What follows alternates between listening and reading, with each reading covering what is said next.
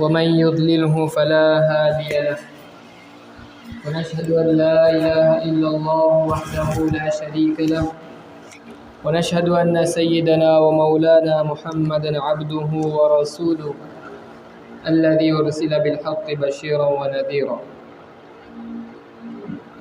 أما بعد، قال الله تبارك وتعالى في القرآن المجيد والفرقان الحميد: أعوذ بالله من الشيطان الرجيم. بسم الله الرحمن الرحيم. إنا أرسلنا نوحا إلى قومه أن أنذر قومك من قبل أن يأتيهم عذاب أليم. صدق الله العظيم.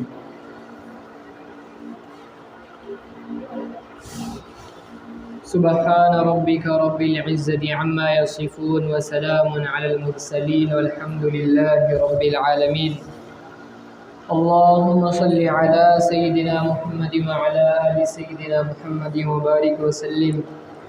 اللهم صل على سيدنا محمد وعلى آل سيدنا محمد وبارك وسلم.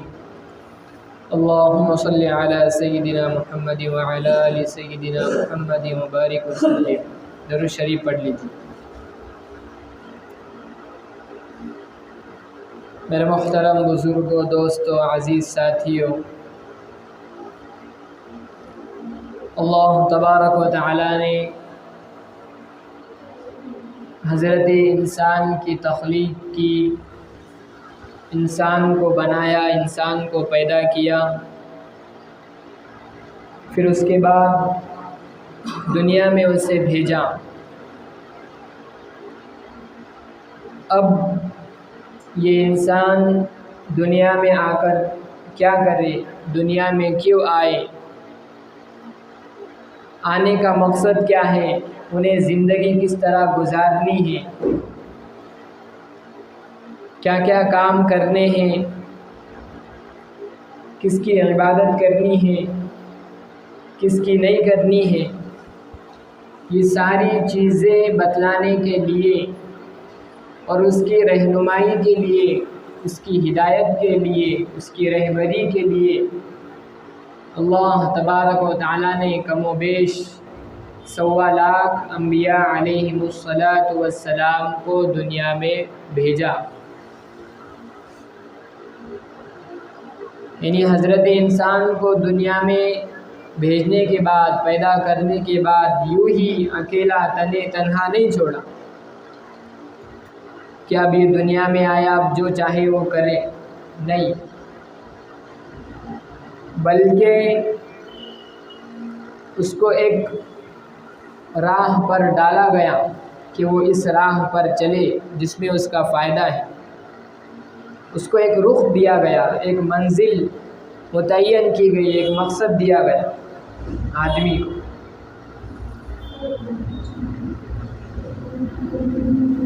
تو تمام انبیاء علیہم السلام آئے، انہوں نے آ کر لوگوں کی، انسانوں کی، انسانیت کی رہبری کی. اچھا کیا ہے، برا کیا ہے، ہر ایک چیز انہیں بتلائی.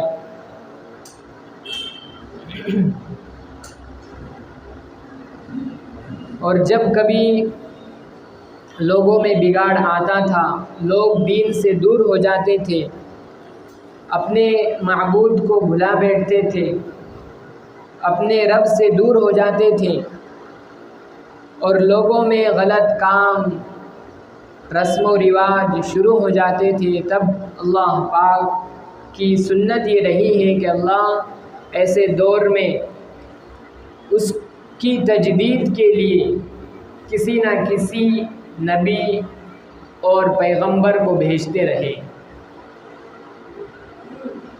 چنانچہ حضرت آدم علیہ السلام پہلے نبی ہیں. ان کے بعد جو نبی آئے حضرت نوح علیہ السلام، حضرت نوح علیہ السلام. علماء نے اور حدیث میں بھی کہا گیا ہے کہ یہ اول الرسل ہے. یعنی ایک ہوتا ہے نبی اور ایک ہوتا ہے رسول. رسول اسے کہتے ہیں جسے نئی شریعت دی گئی ہو، نئی کتاب دی گئی ہو، نئے احکامات دیے گئے ہوں۔ اور نبی وہ ہے جو اپنے سے پہلے جو رسول ہوتا ہے اسی کی وہ پیروی کرتا ہے، اسی کے احکام کو نافذ کرتا ہے۔ تو سب سے پہلے رسول اس دنیا میں حضرت نوح علیہ السلام ہے، علیہ السلام۔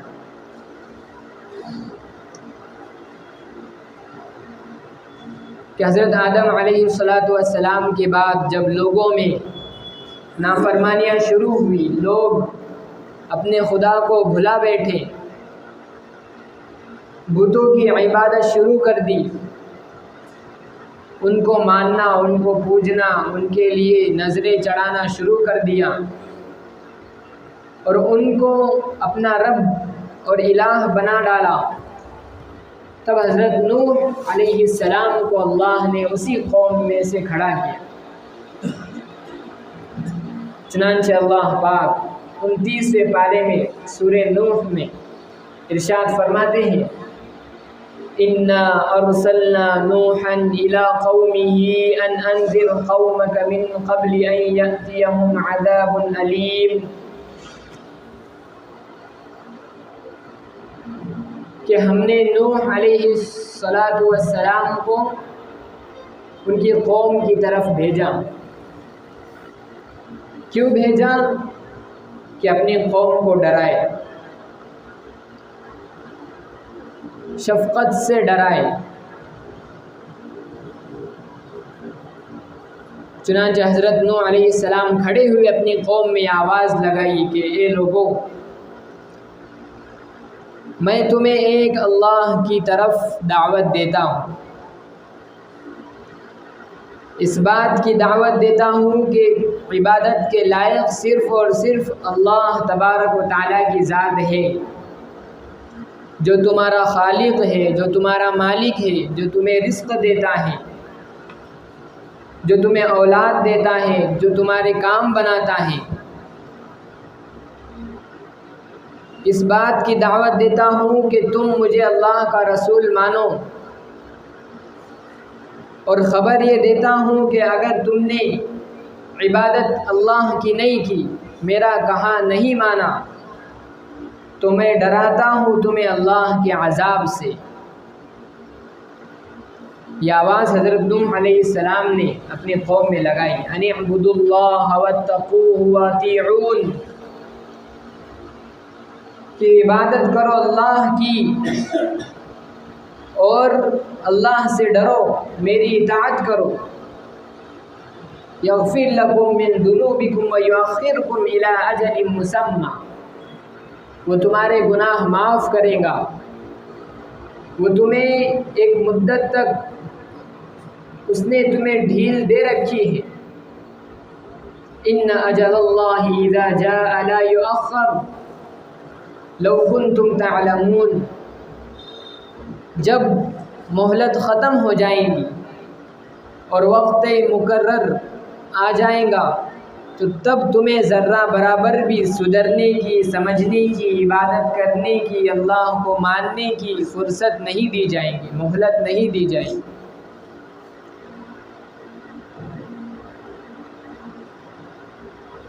چنانچہ جیسا کہ ہم سنتے ہیں، ہر نبی کی قوم میں کچھ افراد ایسے ہوئے ہیں کہ جنہوں نے مانا اور جنہوں نے انکار کیا، نہیں مانا۔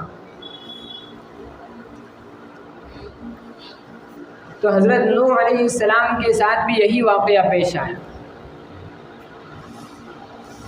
کہ جو رؤسائے قوم تھے، قوم کے بڑے لوگ تھے، لیڈر تھے،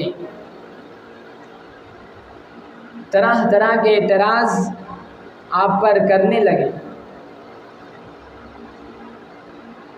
کہ اس شخص کو کیا ہو چکا ہے، یہ کل ہمارے ہی ساتھ زندگی بسر کرتا تھا، کل ہمارے ہی ساتھ اس کا اٹھنا بیٹھنا تھا، لیکن آج یہ ہمیں ہی پٹی پڑھا رہا ہے، ہمیں ہی راستہ بتا رہا ہے، ہمارا لیڈر بننا چاہتا ہے، ہمارا پیشوا بن رہا ہے۔ نہ عزت دار ہیں نہ مالدار ہیں، جبکہ مالدار لوگ ہم ہیں، قوم کے بڑے ہم ہیں۔ اللہ نے اسی کو کیسے رسول بنا ڈالا، ہمیں رسول کیوں نہیں بنایا؟ طرح طرح کے سوالات ہونے لگے۔ پھر قوم نے ایک اعتراض یہ بھی کیا کہ اگر آپ نبی ہیں تو کوئی فرشتہ ہی کیوں نہیں کہتا؟ اللہ تبارک و تعالیٰ کو یہ منظور ہے کہ ہم اس کی عبادت کریں، تو وہ ہم پر کوئی فرشتہ بھیج دیتا، یعنی ہماری قوم میں سے ایک رسول کیسے ہو سکتا ہے؟ اللہ کا نبی، اللہ کا پیغمبر، اللہ کا رسول کیسے ہو سکتا ہے؟ یعنی ساری چیزیں ان کے درمیان موجود تھی، لیکن ہٹ دھرمی اور ضد پر اڑے ہوئے تھے۔ اور قرآن پاک میں اللہ پاک ارشاد فرماتے ہیں کہ لوگ کہتے تھے کہ وَاتَّبَعَكَ الْأَرْذَلُونَ، کہ ہم ایک تو بڑے ہیں، مالدار ہیں، عزت دار ہیں، ہر طرح کی چیز ہمارے پاس موجود ہے، قوم کے بڑے ہم ہیں، اور تیرے ماننے والے تو یہ چھوٹے لوگ ہیں، غریب ہیں، فقیر ہیں، نہ مالدار ہیں نہ عزت دار ہیں۔ یہ قوم کے چھوٹے لوگ، گھٹیا لوگ تیرا کہنا مان رہے ہیں، اور ہم بھی مانیں، کیسے ہو سکتا ہے؟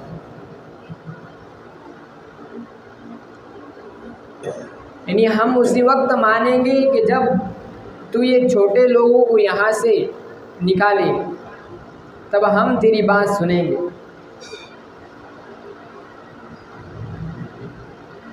تو حضرت نوح علیہ السلام نے کہا کہ نہیں، یہ تو نہیں ہو سکتا، یہاں پر امیر غریب نہیں دیکھا جاتا، ایک ہی صف میں کھڑے ہو گئے محمود و ایاز، نہ کوئی بندہ رہا نہ کوئی بندے نواز۔ تو قوم کے بڑے لوگوں کو ان کی ماننے والوں سے گھن آتی تھی،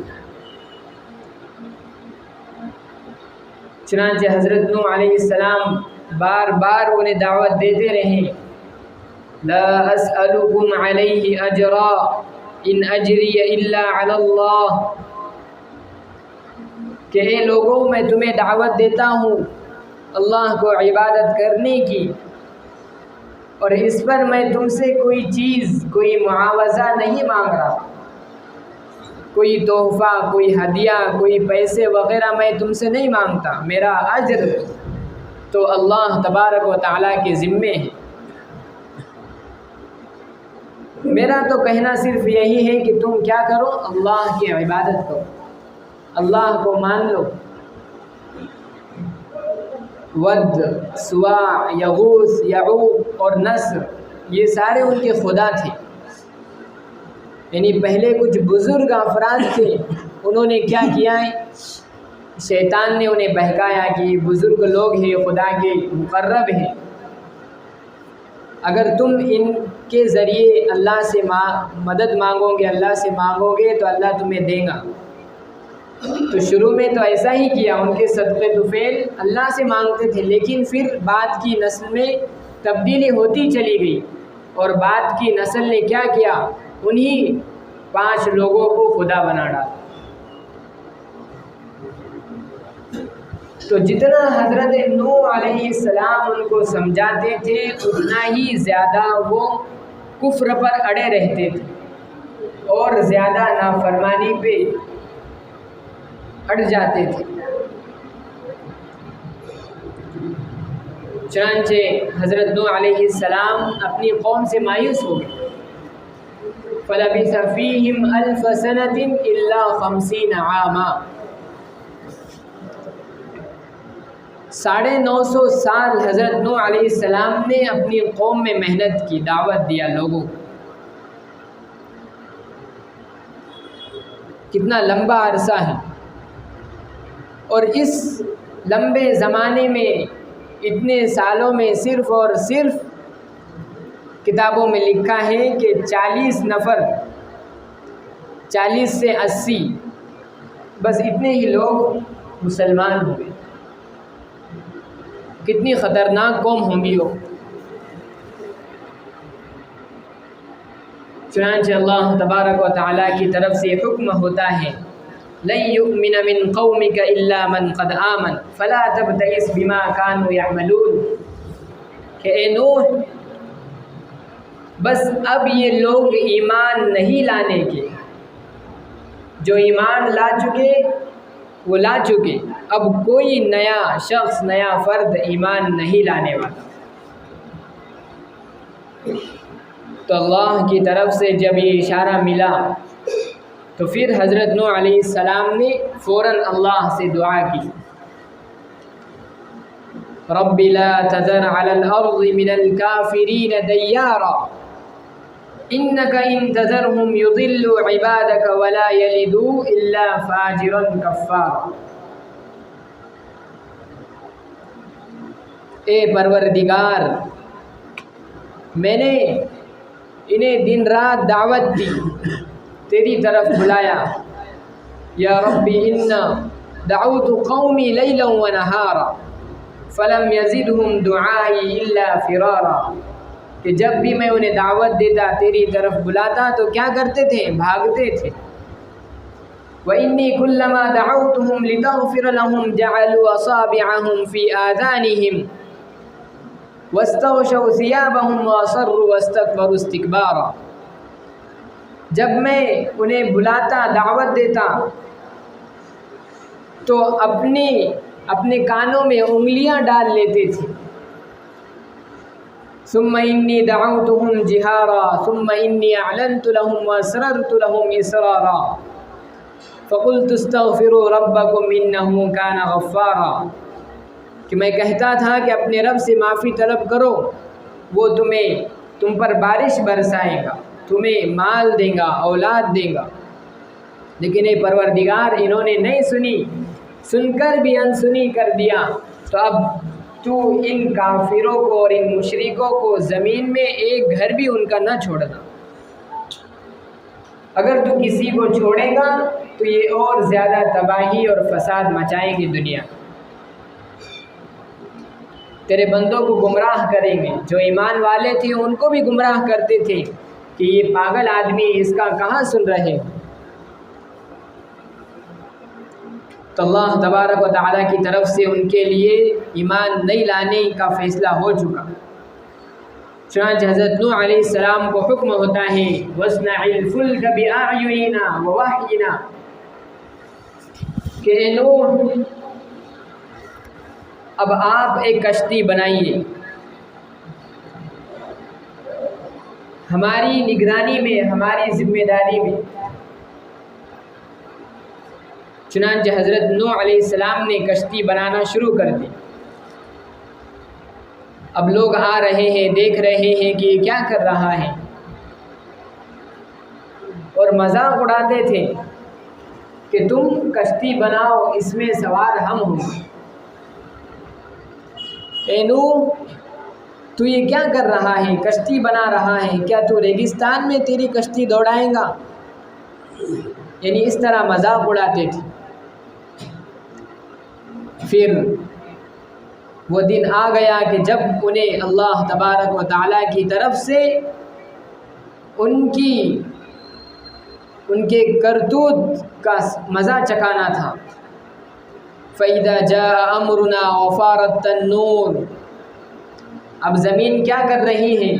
زمین پانی ابل رہی ہے، زمین سے چشمے پھوٹ رہے ہیں. پھر حضرت نوح علیہ السلام کو حکم ہوتا ہے کہ ہر جاندار کے جوڑے اس کشتی میں شامل کر دو. یعنی جو بھی جانور ہیں، انسان ہیں، جو ایمان والے ہیں، اور جانوروں میں سے من کل زوجین اثنین واہلک الا من سبق علیہ القول ولا تخاطبنی فی الذین ظلموا انہم مغرقون.